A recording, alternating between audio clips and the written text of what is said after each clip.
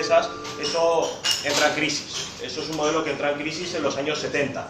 Que desde los años 70 hasta ahora, en realidad lo que estamos viviendo ahora es la crisis de esos años. Lo que pasa es que se ha mantenido, hemos estado pedaleando en el aire gracias a ese mecanismo fundamental que han tenido, que es el crédito, que es la deuda. Es decir, hemos mantenido un modelo que al mismo tiempo que rebaja los salarios reales, la gente consume más. Es decir, es la cuadratura del círculo. ¿Cómo puede consumir más la gente si al mismo tiempo cobra cada vez menos? ¿Y eso por qué? Por el crédito, por la expansión del crédito. Por lo tanto, el primer elemento que tenemos encima de la mesa es una crisis de régimen. La crisis de régimen en el caso español, la crisis de régimen del 78, pero la crisis de régimen en general es la crisis de toda una sociedad articulada, vertebrada alrededor del empleo. Todas las constituciones salidas de la Segunda Guerra Mundial, después la española con una regresión autoritaria de 40 años, por supuesto, son constituciones basadas en el trabajo, basadas en el acceso a la ciudadanía a través de tener un empleo. Esto se quiebra en el momento que cada vez es más difícil acceder a un empleo y cada vez el acceso a un empleo te garantiza cada vez menos, ¿no? Eso lo podemos ver como hoy tenemos gente que trabaja y es pobre. Hay un 14% de la población que trabaja y aún así es pobre. El FMI pronosticaba que para 2019 la tasa de paro en España va a ser del 18,5%, pero al mismo tiempo que pronosticaba esto decía que eso es sinónimo de pleno empleo en España. Es decir, asumimos, naturalizamos que una bolsa de pobreza y un índice de paro crónico es sinónimo de estabilidad y pleno empleo en un país como España. Hay un 30% de los asalariados que cobran 950 euros brutos o menos. Y el salario más habitual, que no el medio, el más habitual en España es de 15.500 euros. Por lo tanto, cada vez es más difícil acceder a la condición de ciudadanía a través de un empleo. ¿Y esto por qué sucede? Esto sucede por ese colapso, por esa crisis de gobernabilidad que se da en los años 70, por una parte por arriba, por un colapso para dar salida a los productos y por otro lado por abajo por una constante insubordinación en ese momento obrera y juvenil que pone en duda todos los mecanismos de una sociedad administrada salida de la Segunda Guerra Mundial en busca de nuevos horizontes, ¿no? Todo ese proletariado juvenil de los años 70, en mayo del 68, Italia de los 70, aquí también tuvimos algún conato que desobedece a ese modelo disciplinario. Con esta combinación de situaciones da lugar a una contrarrevolución oligárquica. Una contrarrevolución oligárquica que se inicia en los años 80 y eso pasa por un vuelco muy rápido entre una economía que tiene como virtud buscar la igualdad a una economía que encuentra la desigualdad un nicho de mercado.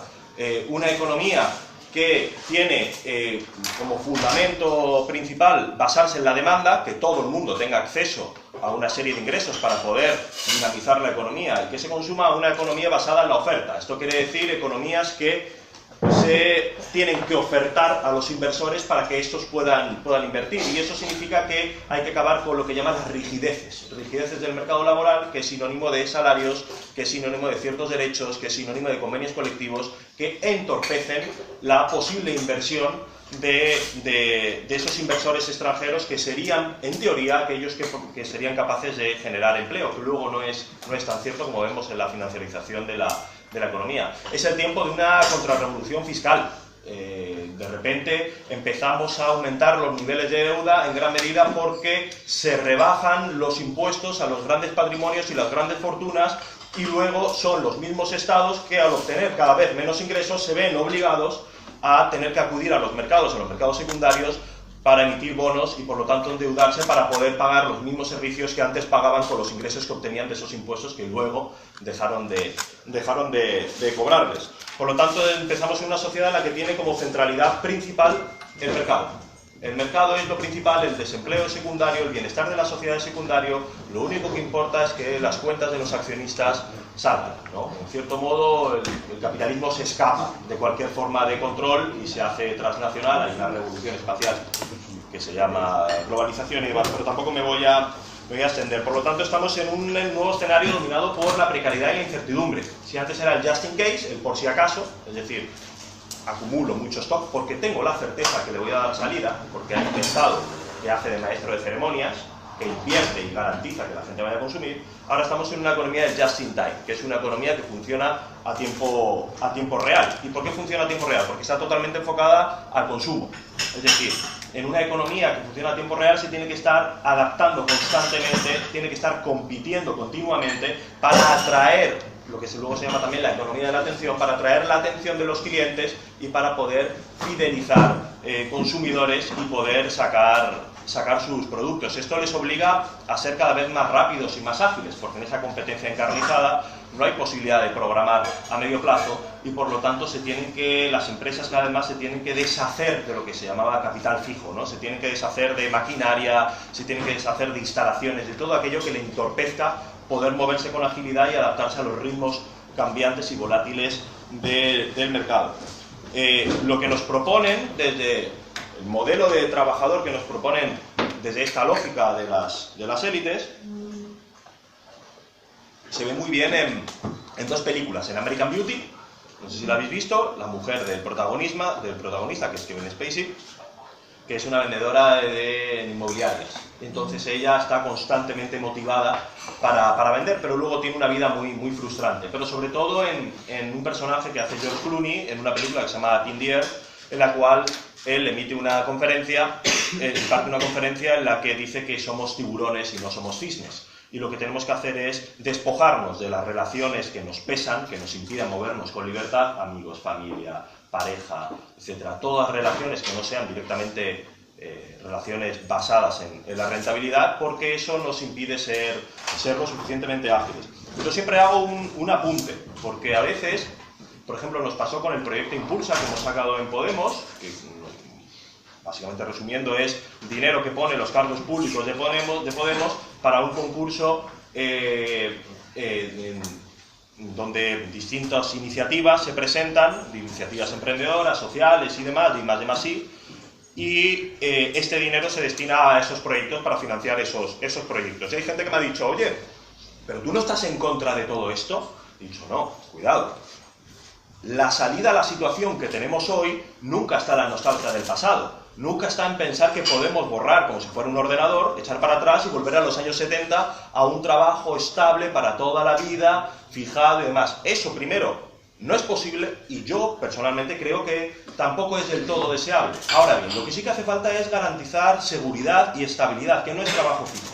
Es decir, ¿cómo podemos hacer de la flexibilidad una fortaleza y no un sinónimo de la precariedad? ¿Cómo podemos entender ese concepto de lo emprendedor desde una óptica totalmente distinta? Porque yo creo que tal y como se presenta la idea de lo emprendedor no solo responde a aquellos que sacan adelante una empresa o que innovan o sacan un proyecto adelante, sino que empieza a describir los rasgos del conjunto de la fuerza de trabajo de toda la población para poder vivir en sociedad. Según esta idea, las personas tendríamos que actuar como si fuéramos accionistas de nuestra propia fuerza de trabajo. Tenemos que estar constantemente vendiéndonos. Tenemos que estar constantemente consiguiendo habilidades, manejando nuestras habilidades sociales, nuestras habilidades emocionales, para ser capaces de vender nuestro propio producto que somos nosotros. Por lo tanto, hay un nuevo patrón de conducta en la sociedad, que es la competitividad, y hay una nueva subjetividad, una nueva forma de ser y sentir, que vendría a ser que todos somos empresarios de nosotros mismos. Y por lo tanto, esta forma de entender condiciones que son genéricamente humanas, como cooperar, como la autonomía, como innovar, como tener sueños y querer sacar ilusiones adelante, son articuladas y orientadas bajo un enfoque muy determinado, que es el enfoque en este caso neoliberal, de la razón neoliberal, que es competitividad y constante venta de uno mismo. Yo lo que creo es que esta misma condición puede tener lugar, puede derivar en caminos muy distintos a los cuales nos están empujando. Y como aquí podemos ver o como el proyecto Impulsa, con los compañeros que tenemos aquí, las compañeras que tenemos aquí, toda esa fortaleza, toda esa cooperación, toda esa potencia innovadora puede ponerse al servicio de fines muy, muy distintos, ¿no? Al mismo tiempo que hoy el discurso desde las instituciones, academias y los medios de comunicación, el discurso de lo emprendedor es un sustituto a, como ya no vas a tener empleo para toda tu vida, ni vas a poder acceder a la ciudadanía alrededor del empleo, búscate la vida. Tomar riesgos, ¿no? Como decía Felipe VI, ¿no?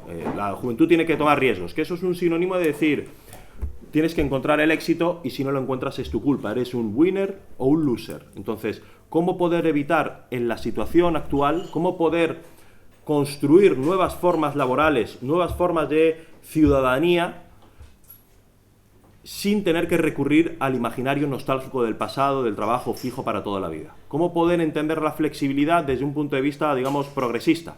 ¿Cómo podemos comprender que esta fuga de la fábrica, de esta fuga del trabajo repetitivo y encadenado de la cadena de montaje de por vida, no solo tiene una traducción que es el aislamiento, la soledad, el fracasado y el vencedor, ¿no? ¿Cómo poner a trabajar toda esta cooperación? Si queréis luego, al final, que creo que tengo que hacer algún apunte, lanzo un par de ideas. ¿Cuánto tiempo llevo? Vale, pues ya está. Luego, si queréis, esbozamos un poquito cuáles podrían ser los contornos de esta sociedad más allá de la sociedad del empleo. Ya se lo dejo aquí. Bueno, pues ahora voy a intervenir yo unos minutos y luego damos paso a las experiencias de emprendedores y emprendedoras que están aquí presentes, que creo que es muy interesante. Mi idea es intentar aterrizar este diagnóstico que plantea Jorge, cómo se aterriza eso en un nuevo modelo productivo que se inserte dentro de un nuevo proyecto de país, ¿no? Que es la idea que tenemos a la hora de plantear el programa de Podemos en términos de emprendimiento y empleo. Se basa, yo creo, este nuevo modelo productivo sobre tres premisas.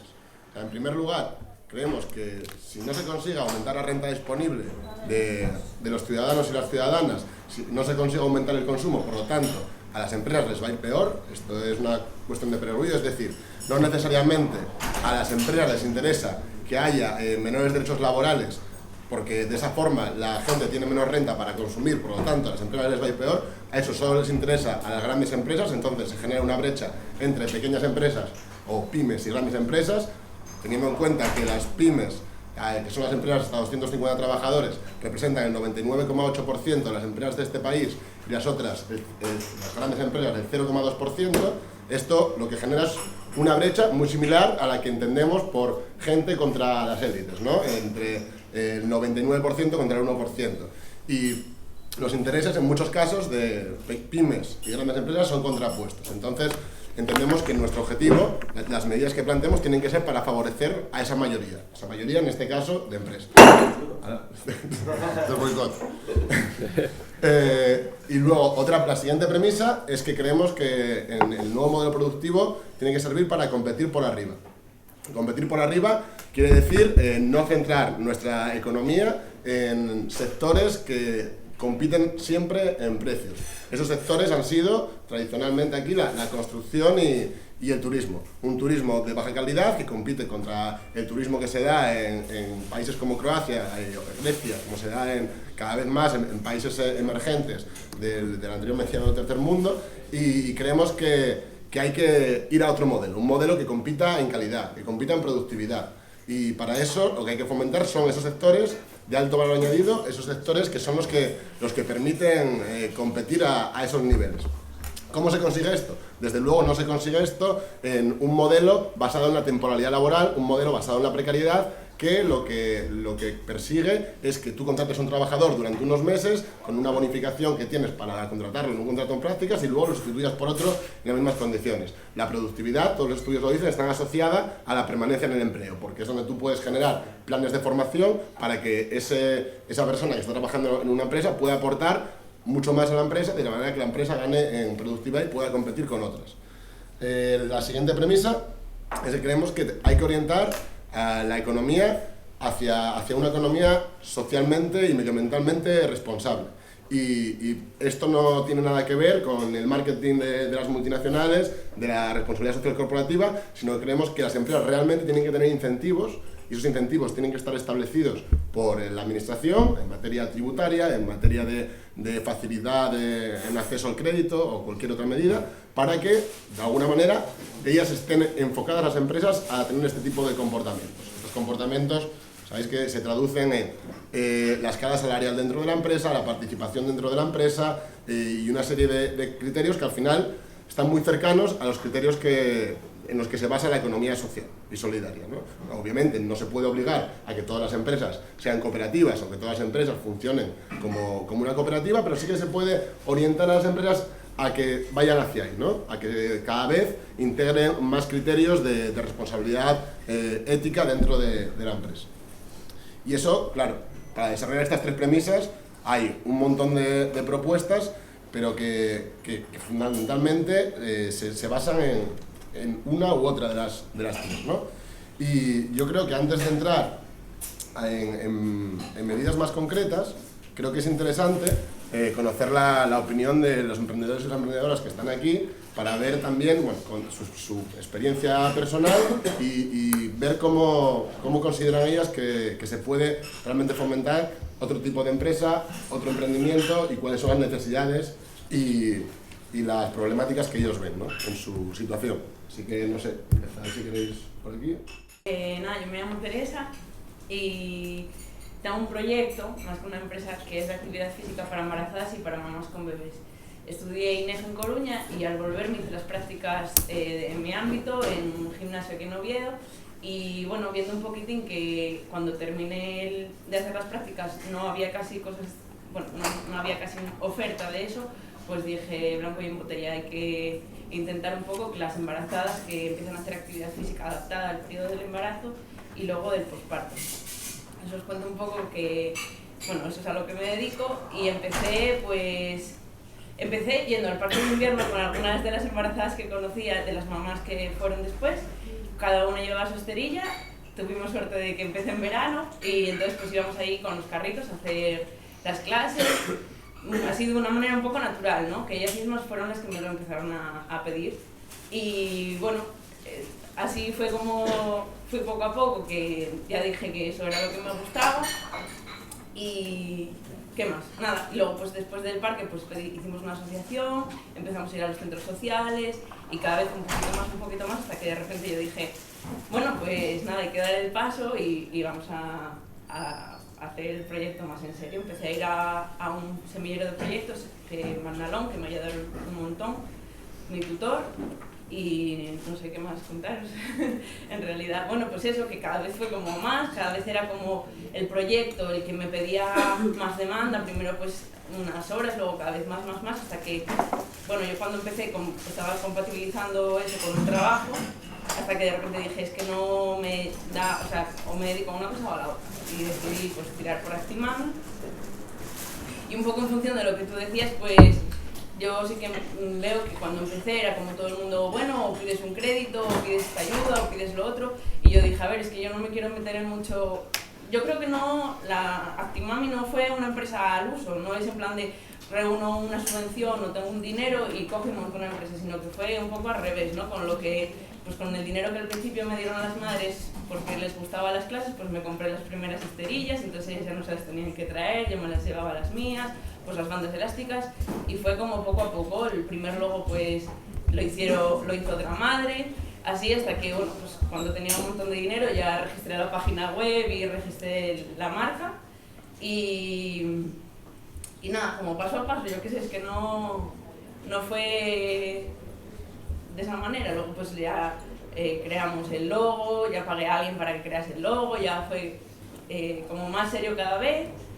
Y bueno, ahora lo que me encuentro un poco más en el momento es que, bueno, tuve muchísima suerte también porque encontré, bueno, unos locales que me dejaban muy bien el precio para poder empezar el proyecto. En realidad sí que tuve, o sea, trabajo un montón y le pongo mucha ilusión, pero tuve también mucha suerte. Y ahora sí, un poco según, o sea, lo que él iba diciendo, pues que sí que me encuentro que a lo mejor ahora quiero contratar a alguien, y sí que no, ahora es cuando ya es en plan de ahora yo soy feliz porque trabajo en algo que me gusta, pero quiero contratar a alguien que también le guste el trabajo, y ahí es donde sí que me encuentro un poco más el problema, que o pierdo. Bueno, yo cuando empecé también a hacer, o sea, cuando me hice autónoma, pues fue con esto de los 50 euros, que son 6 meses 50 euros, que eso fue como una gran ayuda, porque no te metes de repente a pagar 300 y dices tú, hostia, si estoy empezando, no sé cómo va a ir. Pero ahora sí que es en plan de que quiero empezar a contratar a gente y dignamente, que además, hablando con el asesor, es en plan de, no, un licenciado a 8 euros la hora, y tú dices, hostia, es que, a ver, quieres, yo qué sé, una cosa es que a lo mejor lo contrates 8 horas todos los días, pero cuando lo empieces a contratar como por horas, y dices, es que no es un sueldo, a mí no me gusta que me lo hicieran a mí, pues yo no se lo quiero hacer a otra persona. Y eso es un poco lo que tengo que decir. Os voy a explicar lo que es la Free House. Nosotros somos una casa de emprendedores, ¿vale? En la parte de somos os cuento que que aunque ahí hay mucha gente todos los días, somos una cooperativa de 6 personas que fuimos un poco los que arrancamos con esta historia, ¿vale? Nosotros nos dedicábamos a hacer consultoría con empresas y a raíz de trabajar con empresas fuimos detectando necesidades, ¿vale? Por ejemplo, trabajando con una pequeña asociación de empresarios del turismo rural, nos dimos cuenta de que tenían una necesidad de cubrir la temporada baja, que hay mucha estacionalidad en Asturias y demás, ¿vale?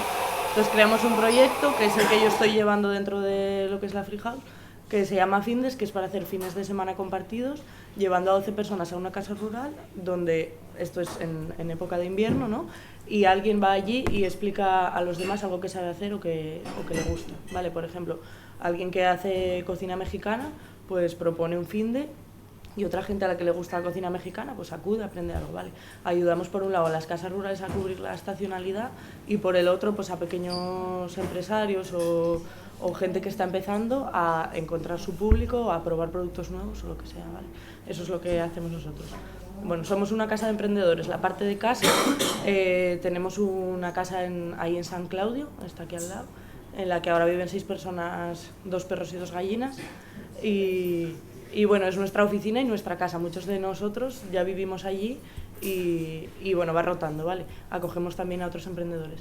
Ahí estamos aprendiendo mogollón porque llegar a vivir con las personas con las que trabajas, aunque muchas veces rollo gran hermano, estoy hasta las narices, tal, otras veces aprendes conoces a la persona con la que trabajas y eso te permite adaptarte a poder tener mejor relación, porque al final hay que conocer a las personas, ¿no?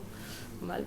Y bueno, la parte de emprendedores es porque aparte de desarrollar allí las ideas que nos van surgiendo a nosotros, también escuchamos gente que tiene ideas y si nos gusta pues les ayudamos, ¿vale? Escuchamos a alguien que viene con un proyecto, igual es una persona técnica que no tiene la parte de negocio, pues vemos a ver cómo podemos hacer, le ayudamos a buscar a alguien de negocio, a desarrollar la idea y bueno, y a tirarla para adelante, ¿vale? Y luego la parte de los ministerios, que parece ser que le interesó mucho a la gente, es el último experimento que estamos haciendo y es que hemos organizado la casa como si fuese un país, ¿vale?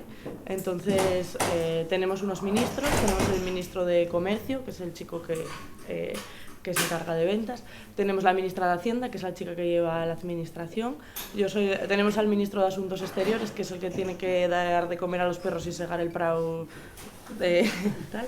Luego yo soy la ministra del Interior y lo de la ministra del Amor es porque nos gusta hacer las cosas en plan refuerzo positivo y demás, ¿vale? Cada ministro tiene sus directores. Por ejemplo, yo como ministra del Interior y del Amor tengo al director de Paz en la oficina, al director de ropa limpia y al director de la parte de hostel que tenemos para acoger a los amigos cuando vienen. Vale. Y nada, estamos aprendiendo mucho de ese experimento porque nos ayuda, si alguien tiene una empresa y quiere hacer la prueba, nos ayuda muy bien a delimitar las responsabilidades de cada uno. Y como tenemos siempre varios papeles, porque yo soy ministra, pero también soy presidenta de un país, que es mi proyecto, y ese ya lo organizo yo como quiero con mis otros ministros, ¿vale? Y también soy cooperativista, ¿no? Entonces sería como diputada, no sé. Vamos teniendo distintos roles, entonces sabes cómo hablar con cada compañero en cada momento ¿vale? Y nada, ese es el experimento ministerial, que seguro que sabéis vosotros mucho más de estas cosas, pero está funcionando bastante bien el experimento empresa ministerio. Arándanos, los he plantado en el 2008 por la afición de todos, de mi padre, mi madre, mi hermano, que es técnico agrícola, un poco más joven que yo. 2008, yo tengo 39 años, en el 2008 tendría 30, 31, y mi hermano ya recién acabado, empezando las cosas técnicas. Mi padre y yo trabajábamos en la construcción a destajo, trabajaba yo solo, poniendo azulejos por ahí, en obras nuevas, en serie, contra la pared. Me gustaba, quiero decir que me gustaba, porque es algo de voluntad, de mentalidad, que vas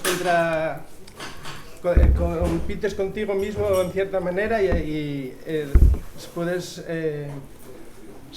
tener algo de ilusión, ¿no? Pero siempre se mide todo en dinero en esta sociedad. Entonces, bueno, es mucho más bonito al aire libre, sin tragar polvo y con... Entonces plantamos al lado de una pomarada heredada y de una cabañuca tirada heredada de mi padre, heredada de un hombre que emigró cuando aquí no había nada, cuando todo era... Cuando en los pueblos vivían en las casas 3 y 4 generaciones juntas, y cuando el mundo rural era muy activo, sin dinero, tenían de todo lo demás. Y pienso que no es mi experiencia, pero es de lo que más me viene a la cabeza que quiero hablar. El valor de la ilusión, el valor del mundo rural, el valor de la tradición, el valor de las cosas de todo lo pasado. Como decía la primera persona, Jorge, tenemos que tenerlo en cuenta, ¿no?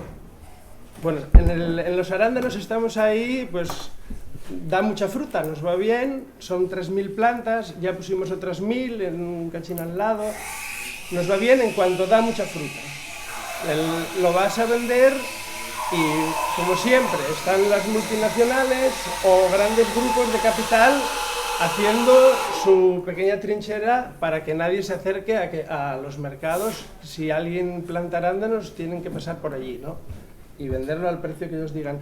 Además, aquí la administración está, como es una fruta buena, saludable, lo están incentivando, creen o dicen que tiene rentabilidad. Bueno, puede tener rentabilidad, tenemos que trabajarlo. Si hay arándano español o arándano de Asturias que sea rico, que sea ecológico, con buen trato medioambiental, que le demos valor, que lo vinculemos a las recetas, lo vinculemos a los comercios cercanos y sea un valor propio de la zona, de cada lado, pues yo creo que tiene muchísimo valor. Si nos ponemos a hacer como hacen en Huelva, que tienen o en otros sitios, que plantan grandes extensiones, todo es gran volumen, mínimos costes, una competitividad extrema entre los grupos y que hace que se hundan los mercados y siempre solo favorece nunca favorece al agricultor ni a las zonas, sino solo favorece a las grandes acumulaciones de capital. De ser un agricultor y de pensar en lo universal, uno a veces se despista, no sabe cómo llevar las cosas. Yo intento centrarme solo en que las plantas estén bien y tal, pero es imposible. Me es imposible.